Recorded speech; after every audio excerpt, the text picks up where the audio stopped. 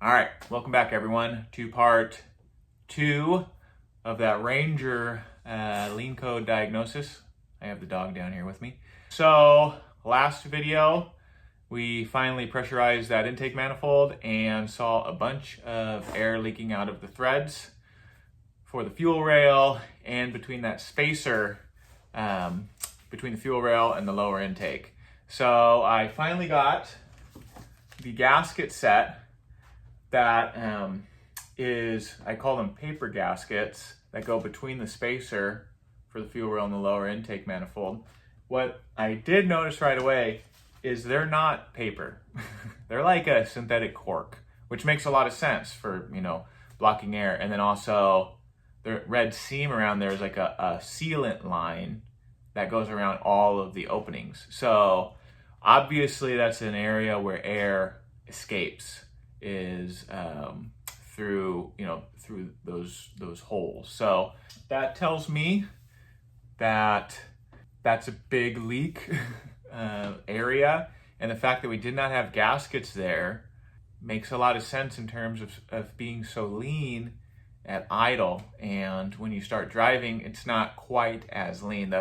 The less vacuum pressure, so the more the throttle body is open and air is getting through, you actually have less vacuum because it's not pulling so tight on the air, all the cylinders. When you have it shut, there's a lot of vacuum in that intake manifold. You have those air leaks, especially right where it enters.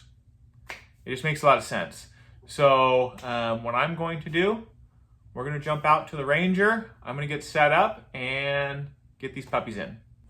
I almost forgot to mention, it did come with some instructions and some very vital information regarding these gaskets that some reason, it's just not available on, you would think it would be one of the first things you Googled when you talk about these lean codes for a Ranger. And just to read the top, this is concerning 96 and up Ford V6 4.0 liter overhead valve engines. That's what we have. We have a 99. So between the lower intake manifold and the fuel rail manifold, there's a 3 millimeter thick plastic spacer with paper gaskets spot glued on each side of the paper. So that's from the factory. That's the one that I showed you from Amazon. That's actually a factory spacer. The one we have that comes in the set does not have gaskets glued to it. It says they don't offer the spacer with this pack. However, the spacer may be reused if the spacer is acceptable and removable of the two gaskets. So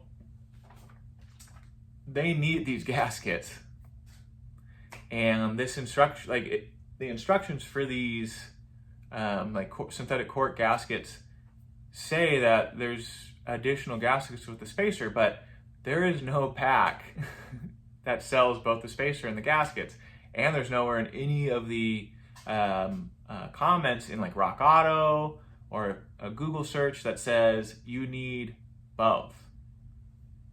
I don't know why. So hopefully this is, answers a lot of questions for people running into this issue with these 4.0 overhead valves.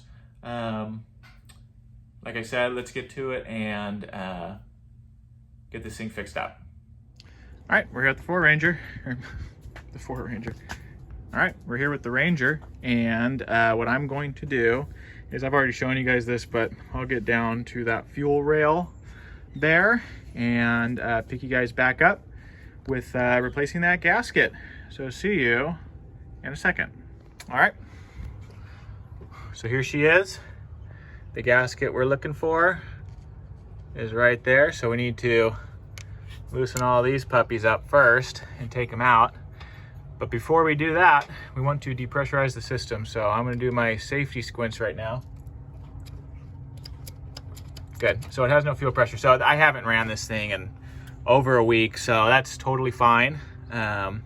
We just wanna make sure, because if we pull this thing up to make room to get those spacers in, which I'm trying to game plan how to jimmy them in down here to go underneath of that and above it. If we need to pull it out completely, then I want to make sure that those fuel injectors don't shoot off like rockets. So hopefully I can just kind of lift it up without removing the fuel injectors, because I will say it's a little tough getting this back in with all those injectors hanging off of it. I remember that was kind of a feat in itself. So let me get you set up. I'm gonna take out the studs, and we'll see about getting those gaskets in. All right, to loosen these up, you need an E7 Torx head, and just start kind of pulling them up here. This one I'm gonna get a hand tool to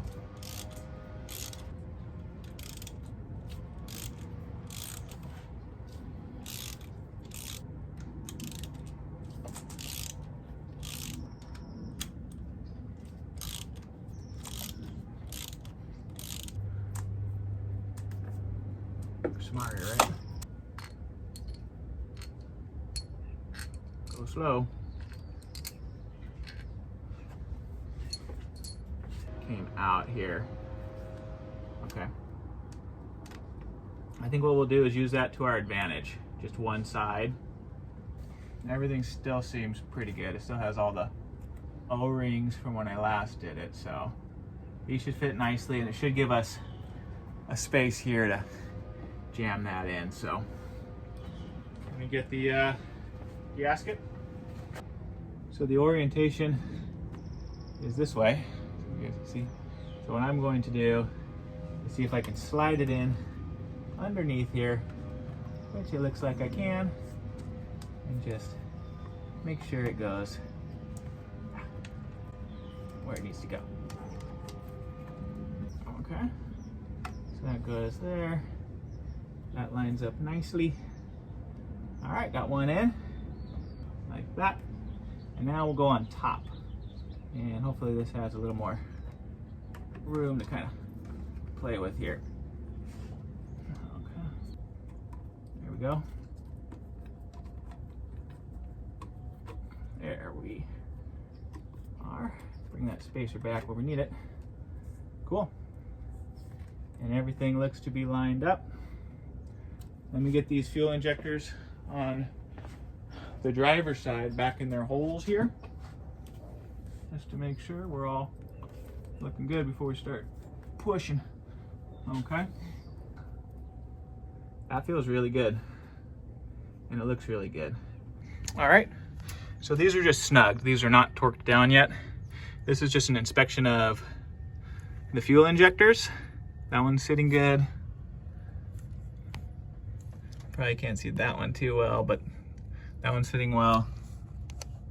That's sitting well. And these sides obviously never came out. So they are sitting well, all of them. And that is key. You really don't want that, your fuel injectors to be misaligned. So if you look here, there's no air gaps from what I'm seeing. It looks like everything's sitting pretty well, actually. At least from right there. Let's go over here, take a peek. It looks like a nice sandwich on both sides. Okay. Looking in the middle, I don't see any big fat gaps indicating things aren't going down correctly, because it doesn't take much torque. We're only gonna put 10 foot-pounds down, and we're gonna go outward. So we're gonna start from the middle and go out. Let me go get the torque wrench set up. We'll torque these down to 10 foot-pounds, and then get the rest of the intake set or put back together and see how she does. All right, so I got the torque wrench set out with the Torx head. I have it set for 15, so we're gonna turn it back to 10 foot-pounds, as that is what the Haynes manual says. I know there's a bunch of information out there, but I have learned to not trust the internet in regards to this thing. So we're just gonna give it a couple of turns here. It might click a little early, but I'm just gonna go through once where it feels kind of snug, and then we'll get a nice turn on them.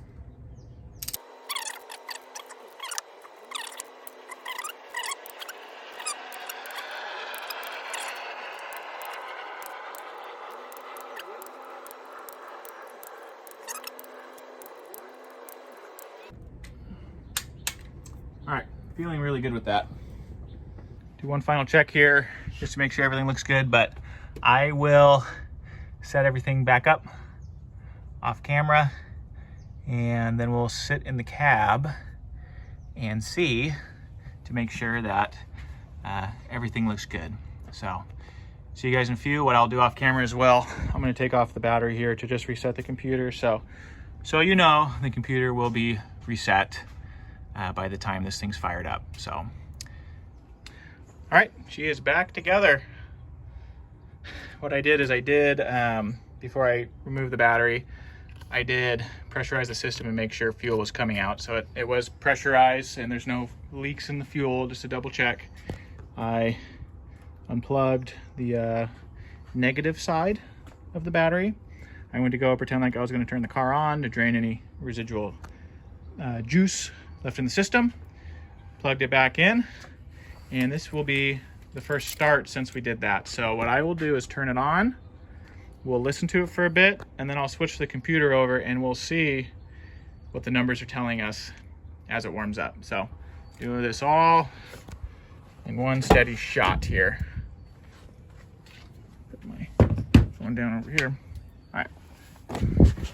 Now I have not turned it on yet, so hopefully this turns on okay.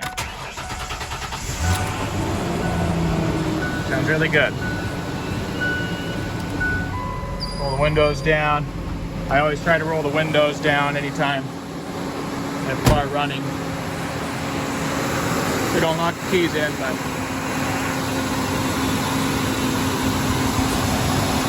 I don't hear any major problems. I'm not smelling any fuel leaks.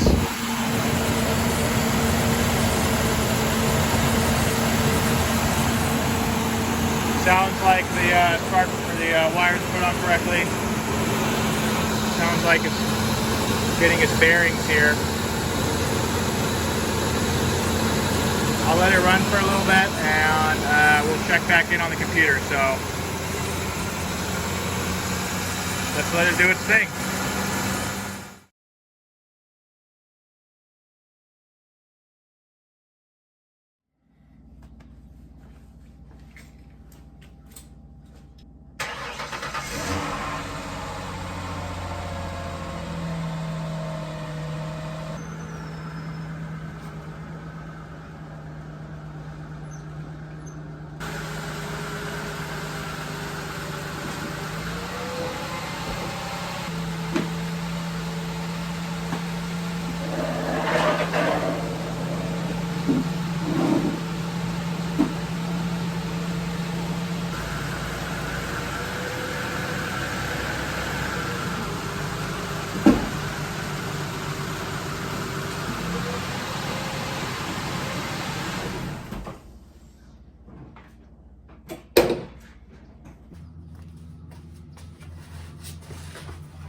I'm a little nervous because it looks wet around it.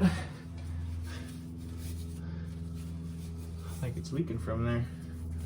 But hasn't really been dripping that much lately. So after I did the valve covers,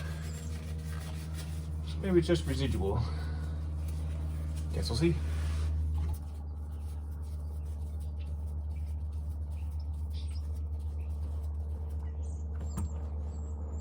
Okay. Move this tire just a little bit. Okay, and then there's a filter here.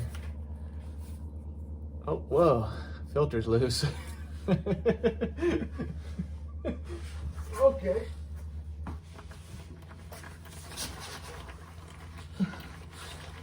So you're probably wondering why I drug you along on an oil change, especially since I'm trying to find this air leak. Well, I did those gaskets, which you guys saw between the fuel rail and the lower intake manifold. It still shows a leak, especially when it gets hot. As every good YouTuber does, I panicked and I didn't record anything after that. But what I did check was the evap purge valve. It seemed like there was a little air leak coming from the vacuum line, which after I replaced, still had in the new one, which was a Motorcraft, but it was a lot less, so I guess we'll see. But it is showing still kind of like in the 14 to 15% range. I have not taken it on a very long drive, but I have noticed that the evap monitor for smog has not passed yet, and it hasn't had a check engine light for a while. I probably ran like a tank and a half through it. So my thoughts, I want to take this thing for a nice long steady drive and see if we can throw a code or get it to pass. If we get it to pass, then we know we're looking at something in the engine. If it throws a code for evap and for the lean conditions, we may be looking at evap system air leak, which would probably explain a lot why it does it when it gets warm. But we'll take it for a drive and see what happens. But let me finish up this oil change. So let's continue back on this. All right, here we go. I'll let it do its thing.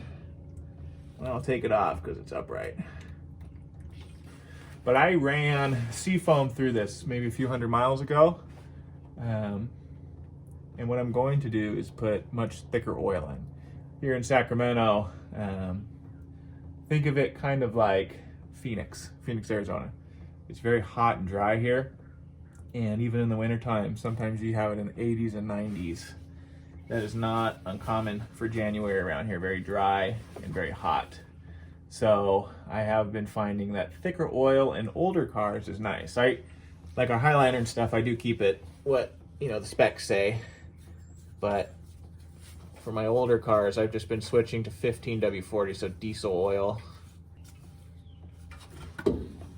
So, yeah, that's a big filter. Now, this is a pretty big oil system. It says it's 5 quarts. So, at least my grandpa's handwriting says that. But the car is still running, so take his word for it.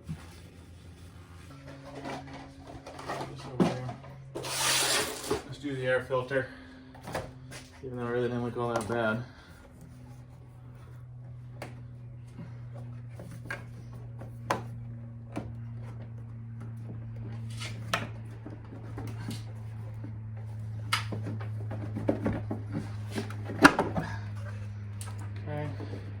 Rock Auto Motorcraft is actually one of the cheapest parts.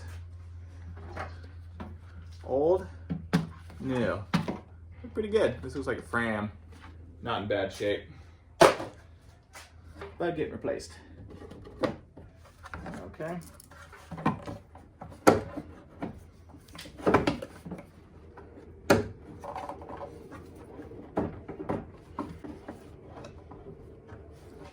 A little bit harder. It's up high. There it is. Oh, baby. These little puppies just snap into place. His notes say 5 quarts. This is a 4-quart jug. What I will do is use this whole thing, start her up, get her on level ground, and we'll top her off.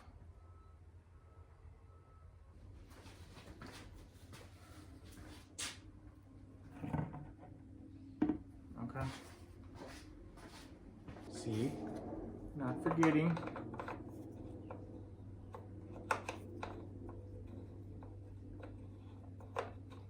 Yeah. Okay.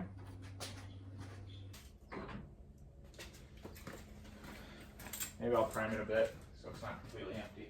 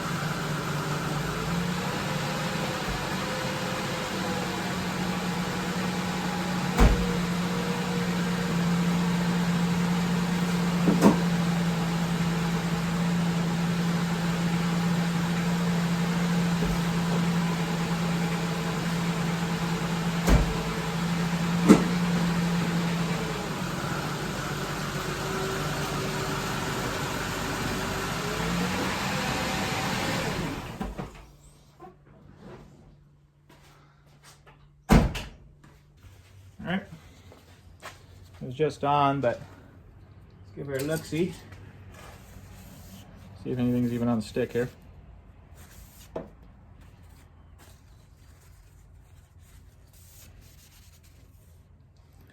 right, so that's what nothing looks like. All right, let's see here. It is right at the low mark. A little bit below the low mark. You guys can't really, right there. Right there. All right. My guess is it probably take the full quart. Since I'm such a bad boy, I'm just gonna dump the whole thing in.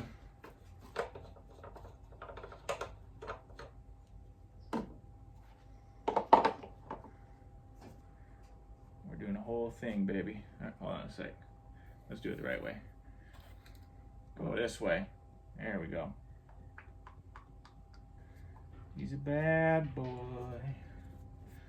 Doesn't check the levels like a million times. That's good.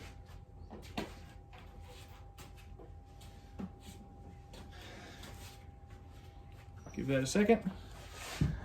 And this is usually the part of the video. Everyone begs for subs, begs for likes. If you like it, you can hit the like. If you want to sub and see more stuff like this, cool. If not, I get it. You know, you're probably just looking to see if I can figure it out or not for you, but I will be working on it. So if you want to continue on this, I will get to the bottom of this. Who knows how long? Couldn't tell you. But I can tell you that I'll be working on it. So I'll keep trying things and I'll give updates. And if you're running into this issue with an old Ford Ranger, we will figure it out. So let's check the soil.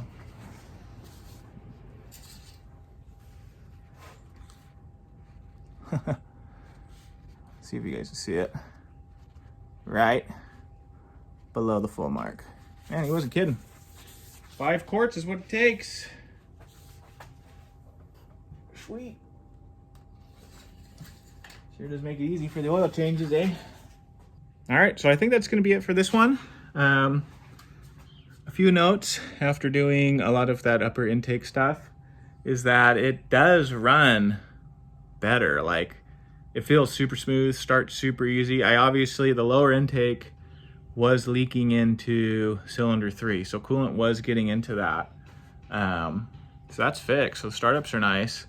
And I say, like, it is smooth, although there is a bit of like it shudders just a bit when you're cruising. Say if I'm going 40.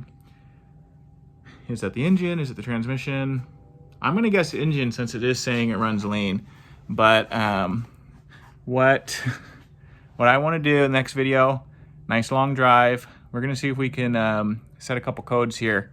The big one is I want to see if we can set the evap monitor off, and maybe it can direct us, because if we have a lean code and let's say the vacuum switch isn't working, or something like that, where when it's at idle or when you're, when it's the throttle's not really open, because at wide open the numbers shoot down to 0. So I just have, unless it's a really tiny leak that isn't really affecting it that much, it would be surprising if it was something on the exterior here, as opposed to like a solenoid or something in the evap system not shutting. And so I did the purge valve, and I will say it seems like it's driving a little bit nicer. So, and there was stuff coming out of the old one, like it looked like old carbon just coming out. So it probably, it's at a 130. I'm sure it's the original. But we'll see what happens. And again, thanks for joining me, and we will get it. I have to keep saying that or else I'll give up, but we'll get it, guys. So thank you again, and see you next time.